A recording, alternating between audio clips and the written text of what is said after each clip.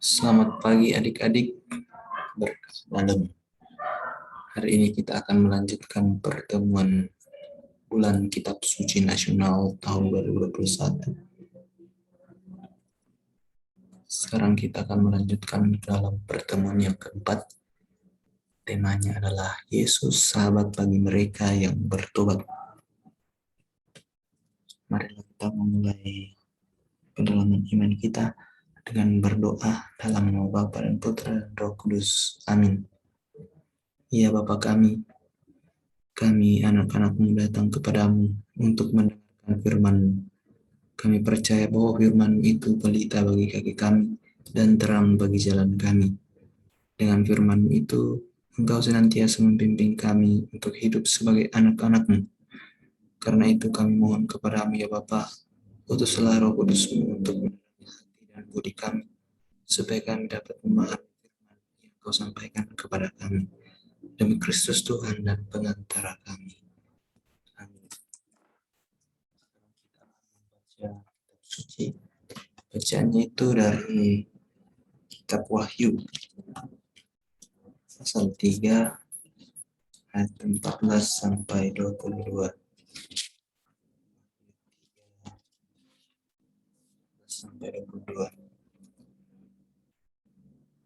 Dan tuliskanlah kepada malaikat jemaat di Laodikia. Inilah firman dari Amin, saksi yang setia dan benar, permulaan dari ciptaan Allah. Aku tahu segala pekerjaanmu, engkau tidak dingin dan tidak panas. Alangkah baiknya jika engkau dingin atau panas. Jadi karena engkau suam-suam kuku dan tidak dingin atau panas, aku akan memuntahkan engkau dari mulutku. Karena engkau berkata, aku kaya dan aku telah memperkayakan diriku, dan aku tidak kekurangan apa-apa. Dan karena engkau tidak tahu bahwa engkau melarat dan malang, miskin, buta dan telanjang, maka aku menasihatkan engkau supaya engkau membeli daripadaku emas yang telah dimurnikan dalam api, agar engkau menjadi kaya, dan juga pakaian putih, supaya engkau memakainya, agar jangan kelihatan ketelanjanganmu yang memalukan, dan lagi minyak untuk melumas matamu, supaya engkau dapat melihat. Barang siapa kukasihi, ia kutegur dan kuajar, sebab itu relakanlah hatimu dan bertobatlah. Lihat, aku berdiri di muka pintu dan mengetuk. Jikalau ada orang yang mendengar suaraku dan membukakan pintu, aku akan masuk mendapatkannya, dan aku makan bersama-sama dengan dia, dan ia bersama-sama dengan aku. Barang siapa menang, ia akan kududukkan bersama-sama dengan aku di atas tahtaku, sebagaimana aku pun telah menang dan duduk bersama-sama dengan Bapakku di atas tahtanya. Siapa bertelinga, hendaklah ia mendengarkan apa yang dikatakan Roh kepada jemaat. Demikianlah sabda Tuhan. Syukur kepada Allah. Oke, kita akan melanjutkan pada bagian pendalaman teks. Nah, kita tahu bersama bahwa situasi yang diceritakan dalam bacaan tadi itu menggambarkan anggota gereja Laodikia kurang bersemangat dalam mengikuti Yesus. Dikatakan di sana bahwa mereka suam-suam kuku, tidak dingin, tidak panas.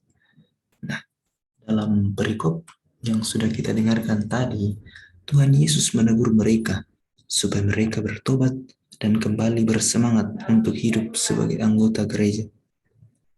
Tuhan Yesus akan datang ke rumah mereka dan mengetuk pintu. Nah, jika mereka mendengar suara Tuhan dan membuka pintu, Tuhan akan masuk ke rumah mereka dan makan bersama mereka. Nah, dengan demikian pula dengan hati kita ya. Suara Tuhan akan mengetuk pintu. Tuhan akan mengetuk pintu. Nah, apabila kita merasa bahwa kita membutuhkan Yesus, maka kita akan membukakan pintu untuknya. Nah, ketika kita membuka pintu, kita akan makan bersama dia dan menikmati kebahagiaan bersama Yesus. Nah, kira-kira apa pesan penting yang dapat kita renungkan dari perikop yang telah kita dengar bersama?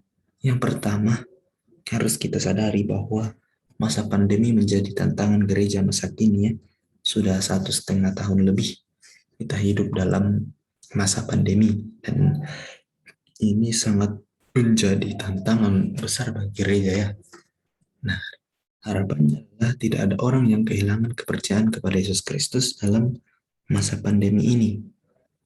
Orang-orang walaupun dengan keterbatasan masih dapat bertemu dengan Yesus dengan caranya masing-masing. Nah, dengan demikian, kita senantiasa menunjukkan identitas diri kita sebagai orang Kristiani, pengikut setia Yesus Kristus. Nah, tugas kita ini adalah bersaksi. Nah, apa yang akan kita lakukan sebagai aksi nyata? Yang pertama adalah tetap berpegang pada ajaran-ajaran Kristiani dan setia menjadi pengikut Kristus. Lalu marilah kita berefleksi. Selama masa pandemi, apa yang Anda lakukan atau saya lakukan agar tetap mengikuti perayaan Ekaristi? Lalu yang kedua, selama masa pandemi, apa yang Anda lakukan agar tetap dapat mendengarkan sabda Tuhan? Nah, bagian pertama yang mengikuti perayaan Ekaristi misalnya mengikuti misa live streaming ya. Lalu yang kedua ini mendengarkan sabda Tuhan ini melalui renungan-renungan harian. Mudah-mudahan kita semua sudah atau sering menonton renungan harian dari Seminari Tinggi Imam Miri. Iya. Nah, marilah kita melanjutkan dengan doa permohonan. Tuhan Yesus, terima kasih karena kami selalu diberi kesehatan di saat pandemi masih melanda negara kami. Bantulah kami agar kami selalu menerapkan hidup sehat dengan memakai masker, menjaga jarak, dan mencuci tangan. Kami mohon, kabulkanlah doa kami ya Tuhan. Tuhan Yesus, sembuhkanlah mereka yang sedang sakit, agar mereka kembali berkumpul bersama keluarga mereka dengan gembira.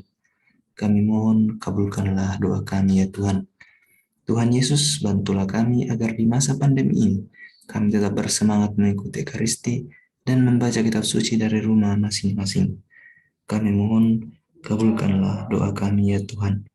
Tuhan Yesus, bantulah kami agar kami tetap bersemangat menjadi anggota gereja Katolik dan menjadi pengikut-Mu. Tolonglah kami agar situasi sulit yang kami hadapi ini tidak melemahkan iman kami kepadamu. Kami mohon, kabulkanlah doa kami ya Tuhan. Inilah doa yang kami sampaikan kepadamu, Kristus Tuhan dan Juru Selamat kami. Amin. Marilah kita melanjutkan doakan doa yang diajarkan oleh Yesus sendiri kepada para muridnya dan kepada kita sekalian. Bapa kami yang ada di surga, dimuliakanlah namamu, datanglah kerajaan, jadilah kehendak-Mu di atas bumi seperti dalam surga. Berilah kami rezeki pada hari ini, dan ampunilah kesalahan kami, seperti kami pun mengampuni yang bersalah kepada kami. Dan janganlah masukkan kami ke dalam pencobaan, tapi bebaskanlah kami dari yang jahat. Marilah berdoa. Ya Bapa, kami bersyukur kepadamu karena firman-Mu yang telah Kau sampaikan kepada kami dan karena Roh Kudus yang Kau curahkan atas diri kami. Bantulah kami supaya firman yang Kau taburkan dalam diri kami senantiasa membimbing kami untuk hidup sebagai anak-anak-Mu. Kobarkanlah dalam diri kami kasih kepadamu dan kepada sesama kami, supaya kami senantiasa mengasihi Engkau Bapa kami dan mengasihi sesama kami. Demi Kristus Tuhan kami. Amin. Dalam nama Bapa dan Putra dan Roh Kudus. Amin. Dengan demikian, pendalaman iman kita sudah selesai. Syukur kepada Allah. Terima kasih semua.